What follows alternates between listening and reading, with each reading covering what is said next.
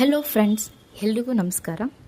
ಇವತ್ತಿನ ದಿನ ನಾವು ಹನಗೊನೆ ಸೊಪ್ಪಿನ ಬಸ್ಸಾರು ಪಲ್ಯ ಹೇಗೆ ಮಾಡೋದು ಅಂತ ನೋಡ್ಕೊಳ್ಳೋಣ ಬನ್ನಿ. ಏನು ಸೊಪ್ಪಮ್ಮ ಇದು? ಹನಗೊನೆ ಸೊಪ್ಪು. ಓಕೆ, ಹನಗೊನೆ ಸೊಪ್ಪು ಏನು ಮಾಡೋಕ್ಕೆ? ಬಸ್ಸಾರು ಮಾಡೋಕ್ಕೆ. ತೊಳ್ಕೊಂಡು ಸಣ್ಣದಾಗಿ ಕಟ್ ಮಾಡ್ಕೋಬೇಕಾ? ಸೊ ಈ ಥರ. ಇದು ಅಂಗಡಿಲೆಲ್ಲ ಸಿಗುತ್ತಾ? ಸಿಗುತ್ತೆ, ಮಾರ್ತಾರೆ. ಅಂಗಡಿಲ್ಲ ಸಿಗುತ್ತೆ. ಹಳ್ಳಿ ಕಡೆ ಹೋದ್ರೆ ತೋಟದಲ್ಲೆಲ್ಲ ಬೆಳೆದಿರುತ್ತೆ. ಹಾಂ,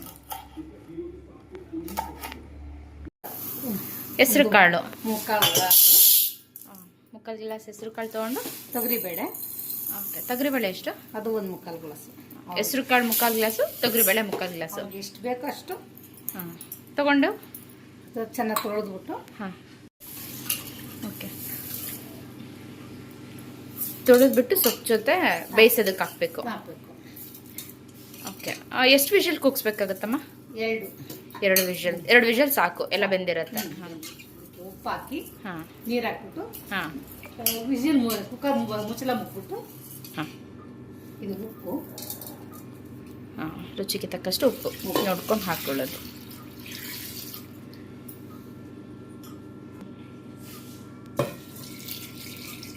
ನೀರು ಹಾಕ್ಬಿಟ್ಟು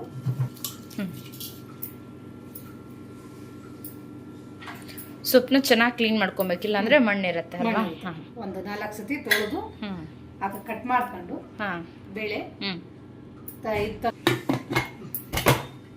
ಸಟ್ ಮಾಡಲಿರೋದು ಬೇಯಕ್ಕಿಟ್ಟಿದ್ದಾಯ್ತು. ಇವಾಗ ಸೊ 2 ವಿಷಲ್ ಕೂಗೋವರೆಗೂ ವೆಯ್ಟ್ ಮಾಡಬೇಕು. ಏನು ಮಾಡ್ತಿದ್ದೀರಾ? ಇದು ಸಾಂಬಾರ್ಗೆ ಎಲ್ಲ ಹುರ್ಕೊಂತ ಇದ್ದೀನಿ. ಹಾಂ ಹಾಂ, ಈರುಳ್ಳಿ ಫಸ್ಟ್ ಈರುಳ್ಳಿ ಪಾತ್ರೆ ಇಟ್ಬಿಟ್ಟು ಎಣ್ಣೆ ಹಾಕಿ ಅದಕ್ಕೆ ಈರುಳ್ಳಿ ಹಾಂ ಫ್ರೈ ಮಾಡೋಕ್ಕೆ. ಬೆಳ್ಳುಳ್ಳಿ. ಓಕೆ, ಆಮೇಲೆ ಮೆಣಸಿನ್ಕಾಯಿ. ಹಾಂ, ಒಣಗಿರೋ ಮೆಣಸಿನ್ಕಾಯಿ. ಅದೊಂದು ಸ್ವಲ್ಪ ಹಸಿಮೆಣ್ಸಿನ್ಕಾಯಿ ತಿನ್ನೋರು ಬೇಕಿದ್ರೆ ಹಸಿಮೆಣ್ಸಿನ್ಕಾಯಿನೂ ಹಾಕೋಬೋದು. ಇವಾಗ ಎಣ್ಣೆ, ಈರುಳ್ಳಿ, ಬೆಳ್ಳುಳ್ಳಿ ಮತ್ತು ಹೊಣಮೆಣ್ಸಿನ್ಕಾಯಿ ಹಾಕ್ಕೊಂಡು ಫ್ರೈ ಮಾಡ್ತಾ ಇದ್ದೀರಾ. ಇಲ್ಲಿ ಕೆಂಪಗಾಗೋರ್ಗು ಹುರ್ಕೋಬೇಕಾ? ಕೆಂಪಗಾಗಿ. 1 ಸ್ಪೂನು ಜೀರಿಗೆ, 1 ಸ್ಪೂನ್ ಜೀರಿಗೆ, 1/4 ಸ್ಪೂನ್ ಹೊತ್ತು ಮೆಣಸು. ಇದನ್ನು ಚೆನ್ನಾಗಿ ಫ್ರೈ ಜೊತೆ ಜೀರಿಗೆ ಮೆಣಸು ಹಾಕೊಂಡು ಫ್ರೈ ಮಾಡ್ಕೋಬೇಕು. ಇಲ್ಲಿ ಅವಾಗಲೇ ಸೊಪ್ಪು ಬೇಯಿಸ್ಕೊಂಡ್ವಲ್ಲ, ಸೊ ಆ ಸೊಪ್ಪು ಚೆನ್ನಾಗಿ ಬೆಂದಿದೆ. ಚೆನ್ನಾಗಿ ಅಂದರೆ ಫುಲ್ಲು ಬೇಯಬಾರ್ದು, ಹೀಗೆ ಮುಕ್ಕಾಲು ಭಾಗ ಬೆಂದಿರಬೇಕು. ಇದನ್ನು ಸೋಸಿಟ್ಕೋಬೇಕು.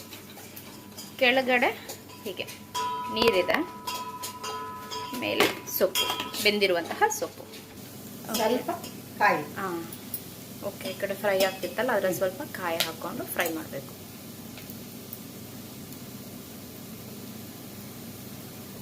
ಅದಕ್ಕೊಂದಿಷ್ಟು ತಪ್ಪ ಹುಣಸೆ ಹಣ್ಣು. ಓಕೆ, ಇಷ್ಟು ಇದಕ್ಕೆ ಹಾಕೊಂಡು ಫ್ರೈ ಮಾಡ್ಕೊಂಡು.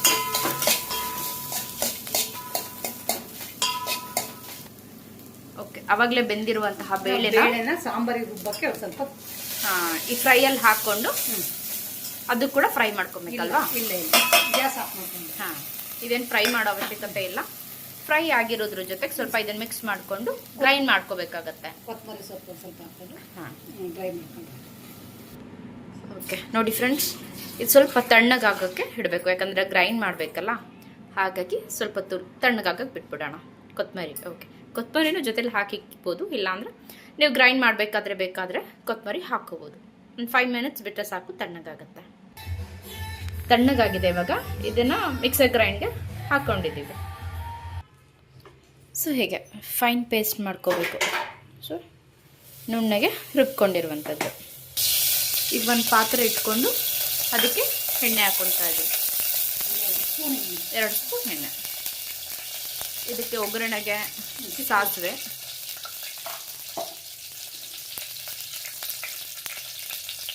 ಸಿಡಿದ್ಮೇಲೆ ಇಲ್ಲಿ ಈರುಳ್ಳಿ ಹಾಗೂ ಕರಿಬೇವನ್ನ ಹಾಕೋಬೇಕು ಒಗ್ಗರಣೆಗೆ.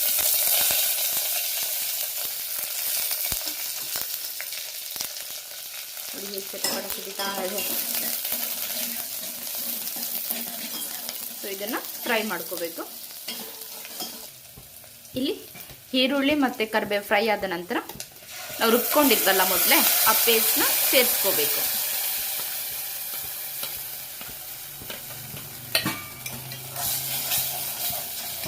ಹೀಗೆ ಮಿಕ್ಸ್ ಮಾಡ್ಕೊತ ಹೋಗಬೇಕು. ಹಾಗೆ ಇದು ನೀರು, ಸೊಪ್ಪು ಸೋಸ್ಕೊಂಡಿದ್ದು ನೀರಿತ್ತಲ್ಲ, ಸೊ ಅದೇ ನೀರನ್ನ ಇದಕ್ಕೆ ಹಾಕ್ಕೊಬೇಕು. ಪ್ಲೇನ್ ನೀರೇನು ಬೇಡ, ಸೊಪ್ಪನ್ನ ಬೇಯಿಸೋಕೆ ನೀರು ಇಟ್ಟಿದ್ವಲ್ಲ ಆ ಬೆಂದಿರುವಂತಹ ನೀರೇ ಸಾಕಾಗತ್ತೆ. ಅದನ್ನ ಸೊಪ್ಪು ನೀರು ಅಂತ ಹೇಳ್ತೀವಿ. ಸೊ ಈ ನೀರನ್ನ ನಮಗೆ ಸಾಂಬಾರು ಎಷ್ಟು ಬೇಕು ಅದ್ರ ತಕ್ಕಾಗೆ ನೀರನ್ನ ಸೇರಿಸ್ಕೋಬೇಕು.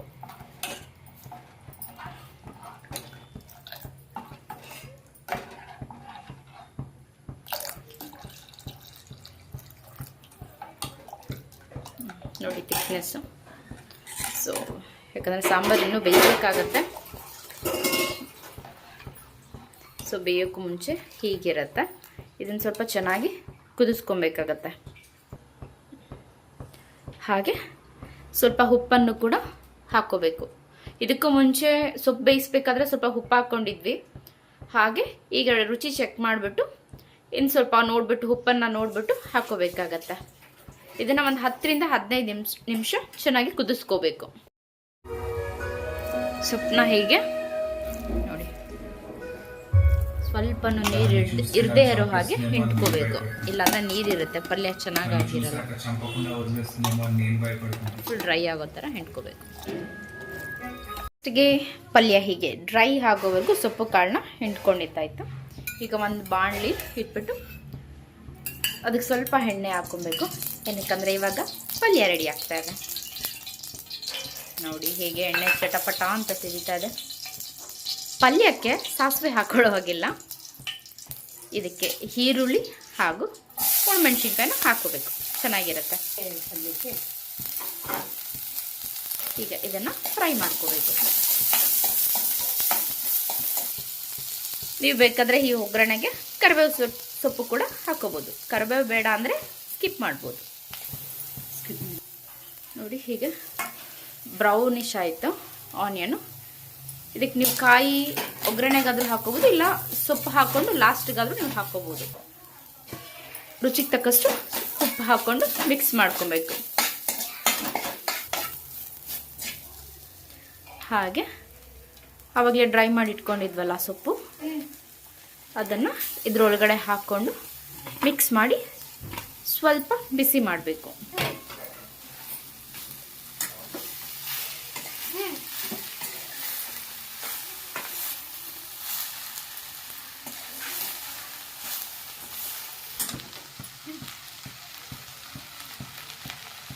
ಈಗ ಅದ್ರ ಮೇಲೆ ಕೊತ್ತಂಬರಿ ಉದುರಿಸ್ಕೊಂಡು ಚೆನ್ನಾಗಿ ಕೊತ್ತಂಬರಿನ ಸೊಪ್ಪು ಕಾಳು ಜೊತೆ ಮಿಕ್ಸ್ ಮಾಡ್ಕೊಬೇಕು.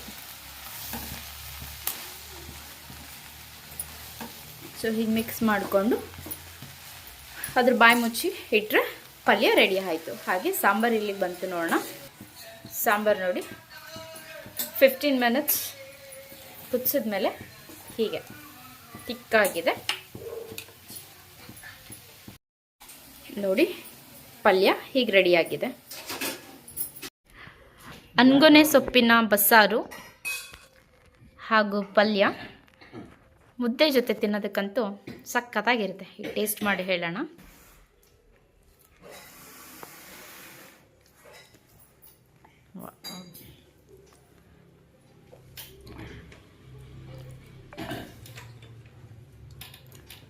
ಟೇಸ್ಟ್ ಹೇಳಿ ಹೇಗಿದೆ? ಸೂಪರ್. ಅನ್ಗೊನೆ ಸೊಪ್ಪಿನ ಬಸ್ಸಾರು ಪಲ್ಯ ಹೇಗೆ ಮಾಡೋದು ಅಂತ ನೋಡ್ಕೊಂಡ್ರಿ ಅಲ್ಲ.